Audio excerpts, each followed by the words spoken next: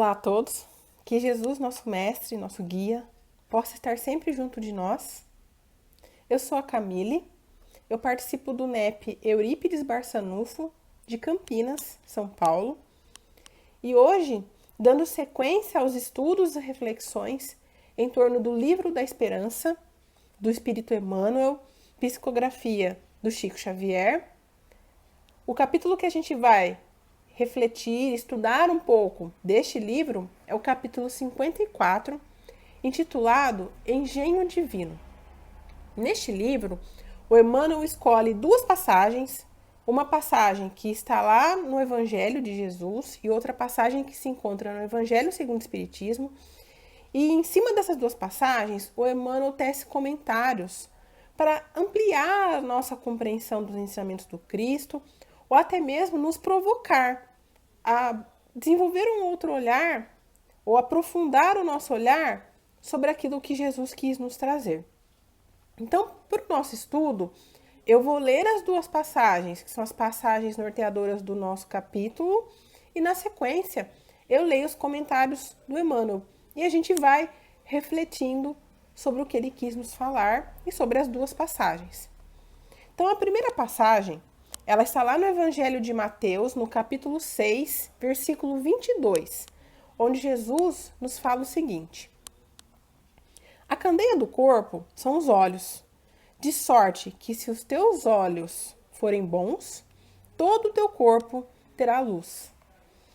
Essa passagem de Jesus me faz lembrar até de um dito popular, que fala que os olhos são a candeia da alma, ou seja, os nossos olhos transmitem muito daquilo que a gente traz no nosso interior, da nossa essência, do nosso espírito. E aí, o item 11 do capítulo 17 do Evangelho segundo o Espiritismo, o capítulo 17 é o Sede Perfeitos, George, um espírito protetor, ele faz o seguinte comentário para nós: sereis porventura mais perfeitos se, martirizando o vosso corpo, não vos tornardes menos egoístas, nem menos orgulhosos e mais caritativos para com o vosso próximo? Não. A perfeição não está nisso. Está toda nas reformas porque fizerdes passar o vosso espírito. Então, o George ele nos alerta que a nossa transformação, a nossa perfeição, não será alcançada com martirização do corpo físico, mas quando a gente reforma o nosso espírito, quando a gente transforma as nossas más tendências. E aí, a gente olhando para essas duas passagens, onde Jesus nos fala que os nossos olhos transmitem aquilo que a gente traz no nosso interior e que esse interior melhor vai ser alcançado não por martirização do corpo, mas por transformação das nossas tendências, que é o que o George nos fala, a gente tem o Emmanuel que nos traz as seguintes considerações. Então, o Emmanuel começa: guardas a impressão de que resides de modo exclusivo na cidade ou no campo e, na essência, moras no corpo. Então, o Emmanuel ele nos fala que o corpo físico pode viver em qualquer lugar do planeta. Pode viver na cidade, no campo, numa ilha, em qualquer lugar o corpo físico reside. Mas o espírito, enquanto encarnado, tem uma única morada, que é o corpo que permite que ele se manifeste na Terra. Então, o Emmanuel já faz um alerta para nós, né? A única morada do seu espírito enquanto você estiver encarnado é o seu corpo físico. A gente não consegue mudar de um corpo físico para o outro enquanto a gente está encarnado. O corpo que nos é designado numa encarnação é o corpo que vai acompanhar o espírito durante toda a sua vida na Terra. Diferente de que o nosso corpo encarnado pode viver em qualquer lugar. Então, o Emmanuel já está fazendo esse primeiro chamamento. O espírito só tem uma morada enquanto encarnado, que é o corpo que lhe foi designado. Então, o Emmanuel já faz esse chamamento. E aí ele continua nas suas considerações. As máquinas modernas asseguram facilidades enormes. Valeriam muito pouco sem o concurso das mãos. Palácios voadores alçam-te às alturas. Na experiência cotidiana, equilibra-te nos pés. Os grandes telescópios são maravilhas do mundo. Não teriam qualquer significação sem os olhos. A música é cântico do universo. Passaria ignorada sem os ouvidos. Imperioso saibas que manejas o corpo na condição de engenho divino que a vida te empresta, instrumento indispensável à tua permanência na instância terrestre. Não te enganes com esmero de superfície. Que dizer do motorista que primasse por exibir um carro admirável na apresentação, sentando-se alcoolizado ao volante? Então, Emmanuel, ele já nos lembrou lá, enquanto encarnado, você só tem uma morada, que é o corpo físico que foi te designado. Ele continua falando sobre as possibilidades que o corpo nos dá. Que a gente tem maravilhas no mundo que foram criações do espírito enquanto encarnado, através do uso da sua inteligência. Mas que o espírito não vai conseguir usufruir disso sem o corpo físico. A gente pode ter telescópios para olhar o universo, mas sem os olhos a gente não vê. A gente pode ter músicas maravilhosas que sem o sentido da audição, que se manifesta através dos ouvidos, isso vai ser indiferente.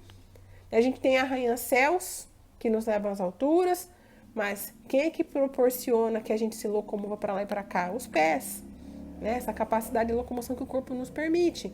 Então, Emmanuel está falando, não se enganem com as aparências. Quem permite que você usufrua disso, que o espírito tenha essa experiência e possa ter acesso a isso que o mundo físico proporciona, é o corpo físico. E o corpo físico é uma engenhosidade divina maravilhosa, que te é concedida por providência divina. Ou seja, o nosso corpo físico é um empréstimo divino, é uma concessão divina, para que a gente possa estar e se manifestar nesse mundo e ter as experiências que nós precisamos para nos desenvolver. É interessante aqui que ele compara a questão de guiar o nosso corpo físico de um motorista alcoolizado com um carro maravilhoso. Como é que ele vai se utilizar desse veículo maravilhoso alcoolizado, num estado de consciência alterado? Então, a importância do quê? De nós observarmos como nós estamos guiando esse veículo. E é interessante também, quando a gente olha nessa questão de engenhosidade divina, que permite que a gente se manifeste, a gente pode ficar com um questionamento. Tá, e aqueles que têm um corpo não perfeito? Que não permite a manifestação total do espírito? Eu vou olhar desse jeito também? E aí entra o esclarecimento que a doutrina espírita nos faz. A gente, quando encarna, a gente tem o corpo físico adequado às nossas necessidades. Então, se eu tenho uma limitação, seja ela de ordem física, seja ela de ordem intelectual, que impeça a manifestação plena do meu espírito na Terra, não é um castigo divino, mas é uma oportunidade para o meu reajustamento ou, de repente, para evitar que eu cometa novos excessos e me complique ainda mais na presente encarnação. Então, quando a gente olha as nossas limitações físicas por esse prisma, eu não tenho determinada capacidade do meu corpo que impede a manifestação do meu espírito em alguma área, seja uma incapacidade intelectual que me permite acesso a algumas coisas, ou eu não ouvir e não poder usufruir de uma boa música, de ouvir a voz das pessoas que eu amo, enfim, a limitação que for.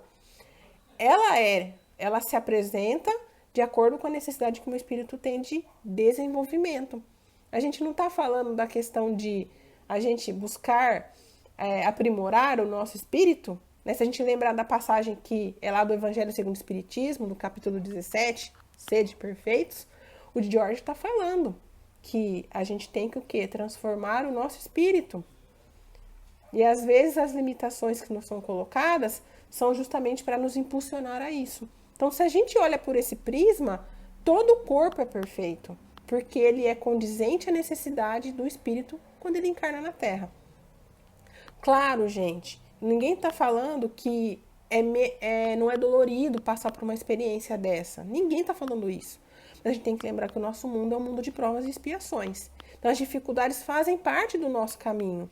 Porém, quando a gente exercita esse olhar ou essa forma de compreender a vida, olhando as coisas que nos acontecem como oportunidades para o nosso aprimoramento, a gente pode começar a encarar as dificuldades de uma forma mais leve, Não estou falando que é mais fácil, mas estou falando que é um pouco mais leve.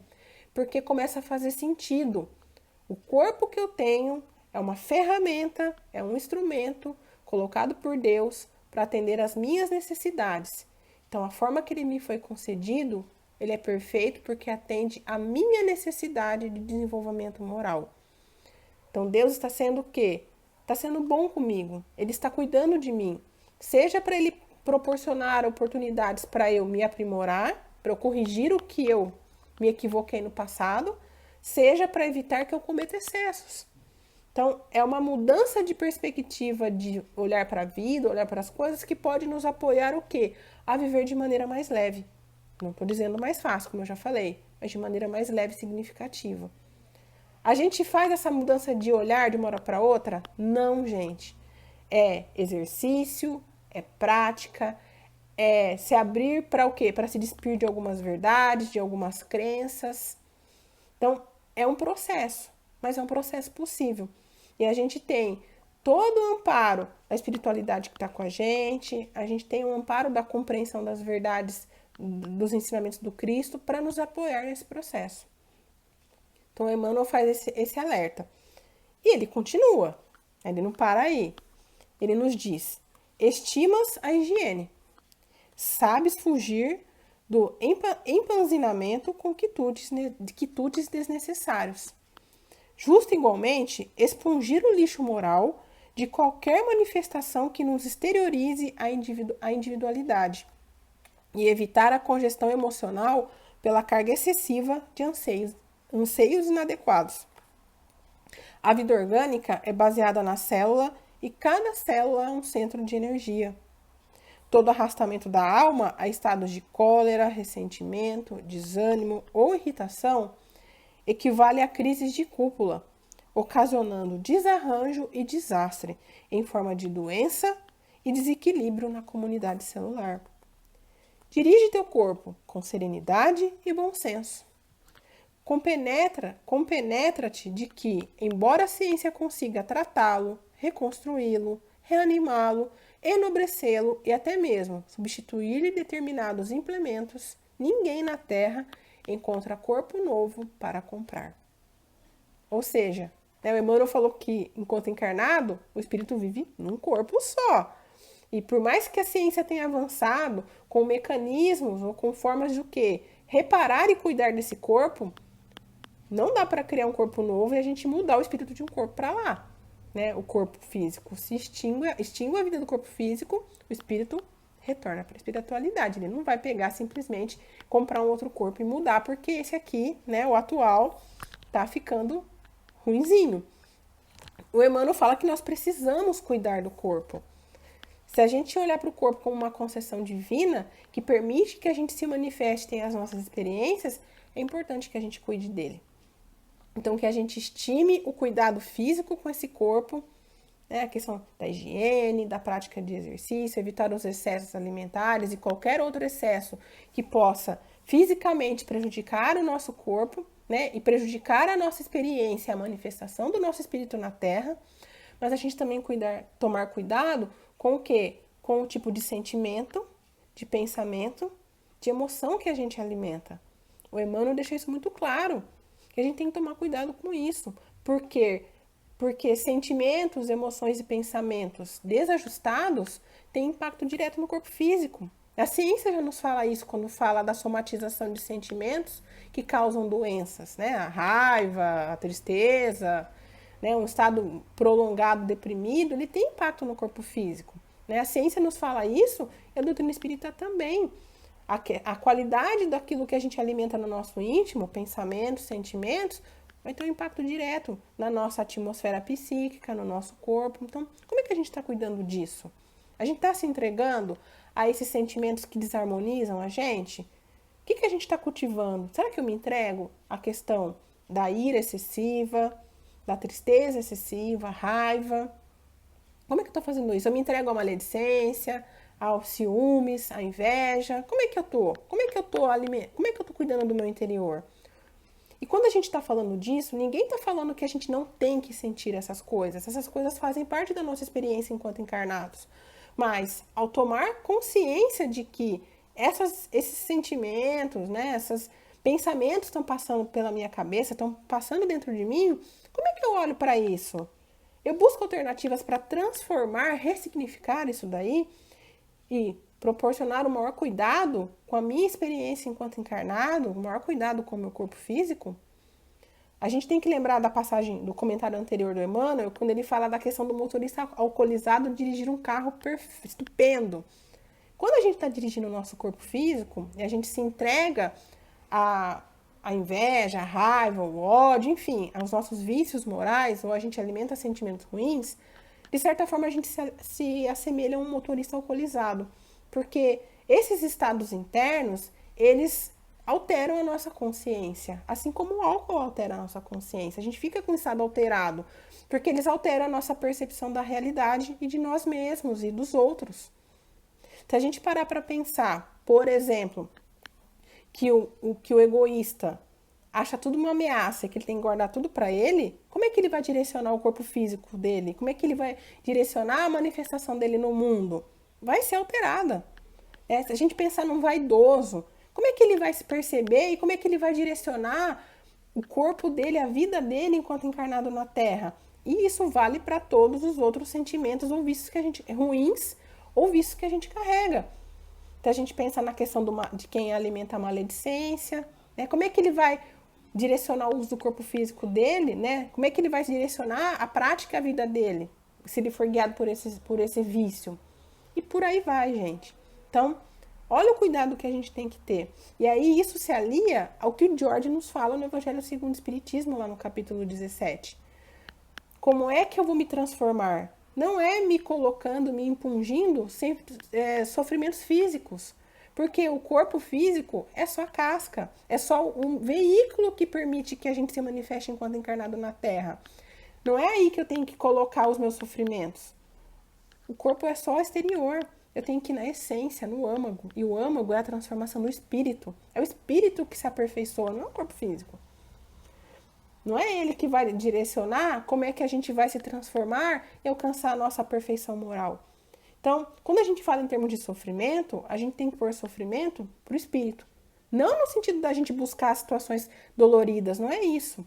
Mas toda vez que a gente confronta os nossos vícios, as nossas imperfeições, isso para o espírito é dolorido, porque implica ele abandonar padrões de pensamento e de ações que ele entende como bons entre aspas, porque ódio, vingança, egoísmo, vaidade, isso na verdade não faz a gente se sentir bem, no âmago, na essência do nosso ser. A gente até pode achar que faz, mas não faz, porque as consequências desses sentimentos, desses vícios, a gente vê que não são bons, a gente perde pessoas que a gente ama, a gente impõe sofrimento para outros que de certa forma atingem a gente, vão ter resultados, né, ações, os resultados das ações e escolhas vão impactar nas nossas encarnações futuras ou na nossa encarnação presente e vai nos trazer sofrimentos.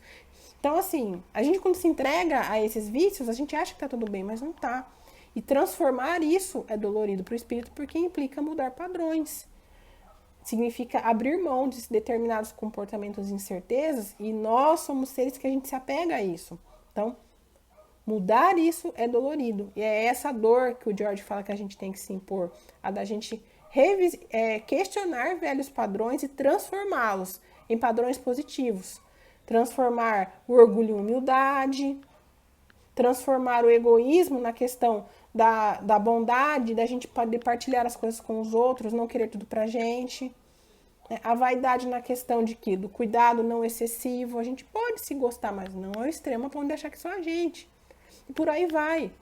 A questão da maledicência, mas para a gente, na questão da gente olhar que todos nós temos dificuldades, aí estamos trabalhando, olhar o potencial bom das outras pessoas. Então, a gente tem muito trabalho pela frente e que a gente possa seguir esse caminho proposto por Jesus e iluminado aí para nossa compreensão pelo Emmanuel. Eu agradeço a atenção de todos que estiveram comigo até aqui, que Jesus possa estar junto da gente sempre e até uma próxima.